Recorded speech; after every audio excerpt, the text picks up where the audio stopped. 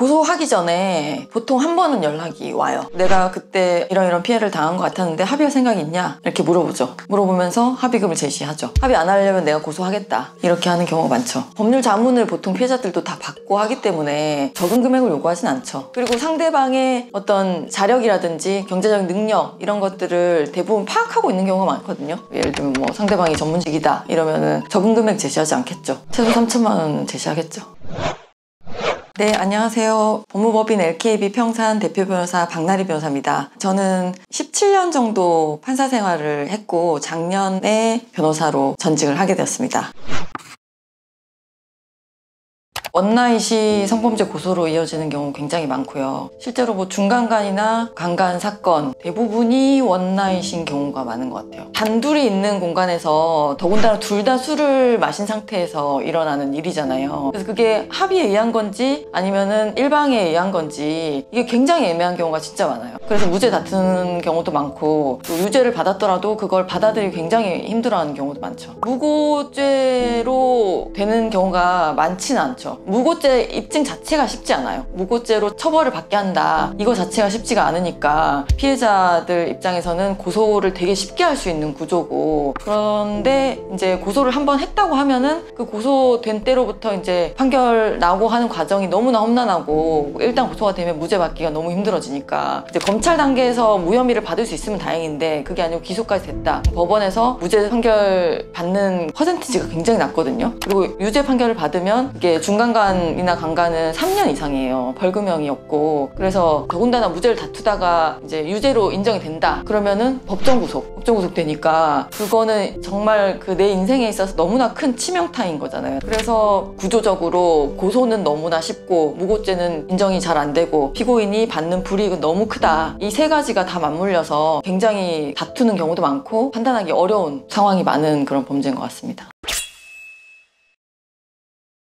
그거죠. 이제 같이 술 마시고 모르는 관계일 수도 있고 아는 관계일 수도 있는데, 제가 했던 사건 중에서는 아는 여사친하고 이제 술 마시고 2차까지 간 다음에 이제 나와가지고 그 여자분 집으로 이동을 했어요. 택시 타고 이동을 했는데 택시 안에서 성적인 접촉이 있었고, 그 다음에 그 여자분 집으로 들어갔어요. 같이 들어가서 이제 성관계를 했고, 성관계를 한 이후에 이 남자분이 새벽에 이제 나왔거든요. 근데 이 남자분이 여자친구가 있었어요. 여자친구가 있었고, 근데 이제 그렇게 자기랑 성관계를 한 이후에 이제 여자분이 남자를 고소를 한 거죠. 나는 동의한 적 없다. 나랑 사귀는 사이도 아니었고 내가 동의한 것도 아니다. 합의하에 한 거 아니다. 나는 술에 굉장히 만취해 있었고 취한 상태에서 자다가 깨어보니까 그 남자가 이미 하고 있더라. 그래서 반항을 했지만 반항을 할 수가 없었다. 그렇게 해가지고 고소를 했던 사건이었는데, 이 남자 입장에서는 충분히 다툴 만한 요소들이 여러 가지가 있었던 게, 같이 술 마신 상태에서 이동을 했는데 이 여자가 뭐 그렇게 정신을 잃을 정도가 아니었다. 자기가 생각할 때는. 그리고 같이 이동을 했고, 이동해서 이제 그 여자 집에 들어간 거였거든요. 여자 집 들어갈 때 비밀번호를 자기가 스스로 누르고 들어갔고 같이 들어갔다. 사귀는 관계는 아니었지만 호감이 있던 상황이었고, 자기 집 문 자기가 열고 비밀번호 누르고 들어간 상태에서 그거는 이제 이 여자도 동의를 했다라고 생각했고, 성관계를 할 때도 막 적극적인 반항이 있거나 그런 건 아니었다라고 다퉜죠. 근데 그 주장이 결국 인정은 안 됐어요. 인정은 안 되고 1심에서 법정 구속됐죠. 3년으로, 징역 3년. 그래가지고 제가 했던 사건은 항소심이었는데 항소심에서도 충분히 다툴 만한 요소들이 많이 있었기 때문에 무죄 주장은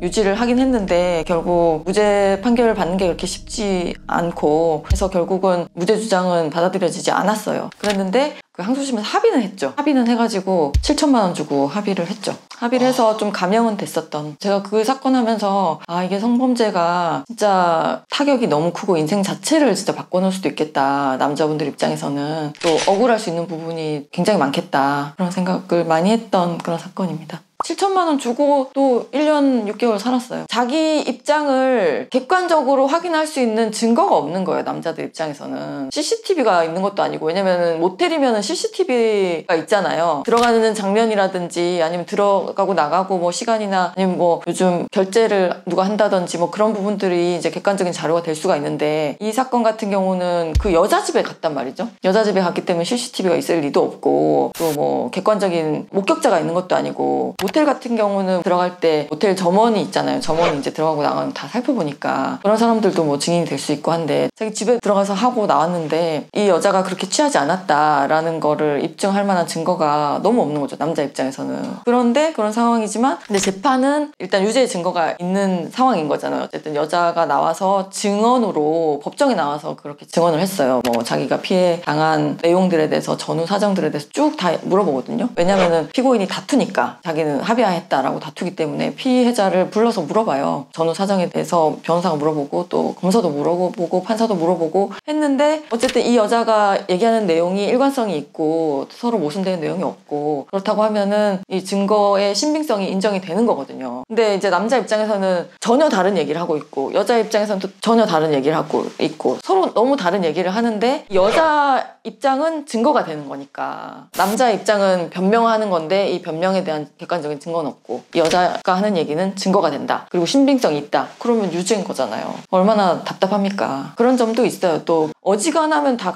아니다라고 되면 그건 또 아닌 거잖아요. 결과가 원하는 결과는 아닐 것이고 그래서 이거 판단하는 게 성범죄가 그래서 더 어렵고 첨예한 문제가 아닌가 생각합니다.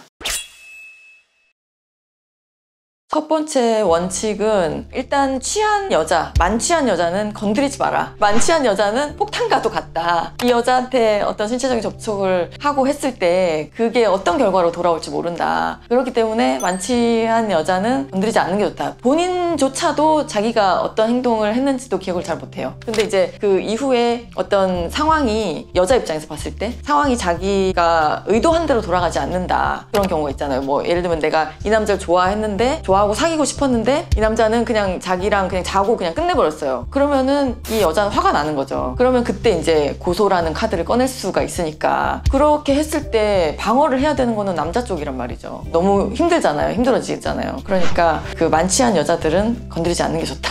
그것도 일리가 있는 말인 것 같아요. 왜냐면은 객관적인 증거라는 게 성범죄에서는 없으니까 어떤 뭐 작은 증거라도 자기한테 유리한 부분이 될 수 있는 부분이면 그거는 확보해 놓는 게 좋거든요. 왜냐면 그게 없으면 내 주장을 뒷받침할 건 하나도 없으니까. 그렇기 때문에 이제 결제를 여자가 했다라고 하면은 그때 이제 그 여자분이 그만큼 정신이 있었고 자기가 원해서 모텔 결제를 했다는 거에 대한 강력한 증거가 되거든요. 그래서 그런 부분들이 있으면은 나중에 사건화 됐을 때 자기 주장을 뒷받침해 줄 수 있는 명백한 객관적인 증거가 되니까 그런 얘기도 하는 거죠. 근데 이제 그런 얘기들 하세요. 결제 여자가 하게 하라라고 얘기하면 남자분들이 아이 거기 가면서 어떻게 여자한테 결제를 하게 하냐.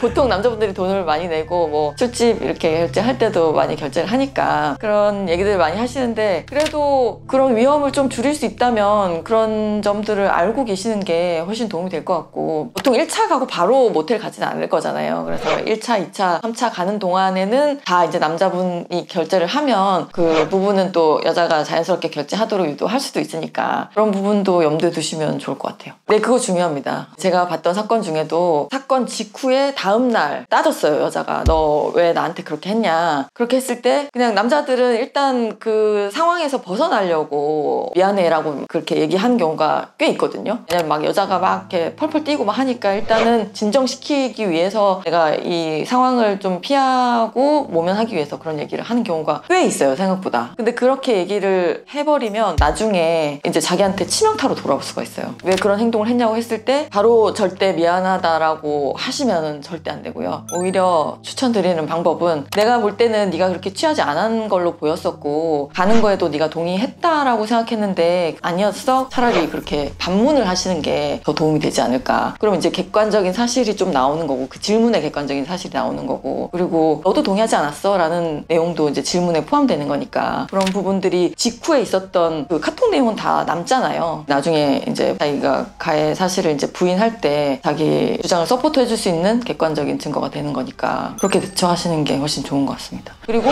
또 한 가지 부탁 말씀을 드리고 싶은 거는 이런 내용을 전화로 할 수도 있어요. 전화로 할 수도 있고 뭐 문자로도 남겨놓을 수 있는데 그런 증거는 최소 한 6개월은 보존을 하셔라. 카톡 단톡방에서 나오시지 말고 민사든 형사든 가사든 다 해보면은 증거가 나중에 없어지고 나면 복구할 수 있는 게 굉장히 힘들거든요. 복구할 수 있는 방법이 없어요. 네, 그래서 제일 내 주장을 뒷받침해 줄 수 있는 거는 뭐 증인도 아니고 카톡 내용이에요. 메시지 내용이에요. 아니면 녹음이에요. 그래서 그런 증거들은 절대 없애지 말고 갖고 계시라는 말씀을 해드리고 싶어요. 그것도 중요할 것 같아요. 그 심신미약 상태에 있었는지 아닌지 이런 부분들도 또 사건화 됐을 때 객관적인 증거가 굉장히 중요하거든요. 근데 이제 모텔에 들어가는데 뭐 여자가 비틀거리고 이제 힘이 없는데 남자가 거의 부축하고 들어간다. 그거는 이제 뭐 움직일 수 없는 화면은 남아있는 내용이잖아요. 그런 부분들이 있게 되면 이제 나중에 자기한테 치명적으로 불리하게 될 수 있으니까 그런 장면은 이제 남기지 않도록 하는 게 좋습니다.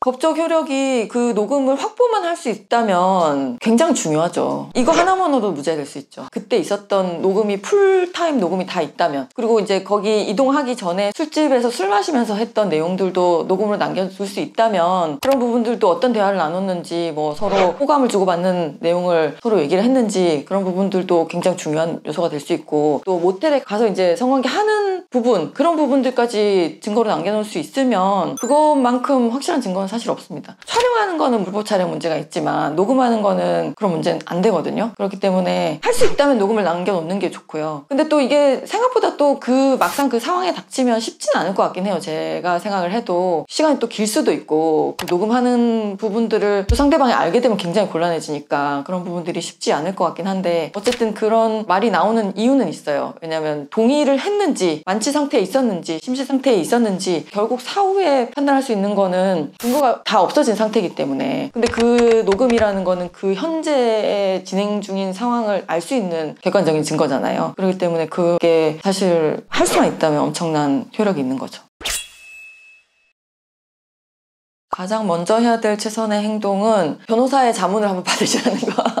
어떻게 대처를 해야 될지 굉장히 당황스러운 경우가 많거든요. 그리고 그때 변호사 상담을 받으시면 변호사가 그때라도 확보할 수 있는 증거들이 있는 경우가 있어요. 예를 들면 뭐 CCTV라든가 이런 거는 고소를 하게 돼서 이제 사건화 되면은 한 달 정도는 보통 CCTV가 있으니까 그런 거는 증거 보전 신청하면은 3, 4일 안에도 CCTV 받을 수 있거든요. 근데 그 기간이 만약에 지나버렸다 그러면은 이제 그런 증거도 확보할 수 있는 수단이 없어지니까. 그리고 또 합의를 해야 될지 안 해야 될지 이런 부분들도 초반에 변호사가 얘기해 줄 수 있는 부분이 굉장히 많은 것 같아요. 제가 하고 있는 사건도 불법 촬영 사건인데 이것도 약간 꽃뱀 사건 같은 느낌이 들긴 했어요. 저도 나중에 듣고 나서. 왜냐면은 원나잇을 하고 나서 이제 촬영한 사진을 이제 어디다 올렸는데 그걸 나중에 알게 돼가지고, 그리고 이제 원나잇 하고 나서 연락이 끊겼거든요. 끊긴 상태에서 이제 사진 올린 걸 알게 돼서 이 여자가 고소를 한 거예요. 고소하기 전에 연락이 한 번 왔어요. 고소 바로 하는 경우보다는 한 번 정도 연락하는 경우가 더 많거든요. 근데 연락하면서 합의금을 제시를 했어요. 이 사건에서도 900만 원 달라, 안 그러면 내가 고소하겠다. 그 피해자가 제시를 했는데 이분이 안 하겠다라고 한 거예요. 그래서 결국은 이 여자는 이제 합의 안 하겠다니까 고소했죠. 고소를 해서 어쨌든 뭐 부인할 수는 없는 사건이었으니까 그래서 기소가 됐고, 기소되면서 이제 변호사 선임했는데 변호사비 1,000만 원, 합의금 1,000만 원, 또 그 정신적인 고통 또 뭐 1,000만 원 뭐 이렇게 해서 훨씬 더 많은 비용을 지불하게 됐었던 사건이 있어서, 사실 자기가 부인할 수 없는 사건이다 라고 하면 합의하는 게 나은 사건들도 있어요. 증거가 너무 명확하고 그런 사건이다 라고 하면은 그건 초반에 했으면은 사실 좀 절약을 할 수도 있었잖아요. 근데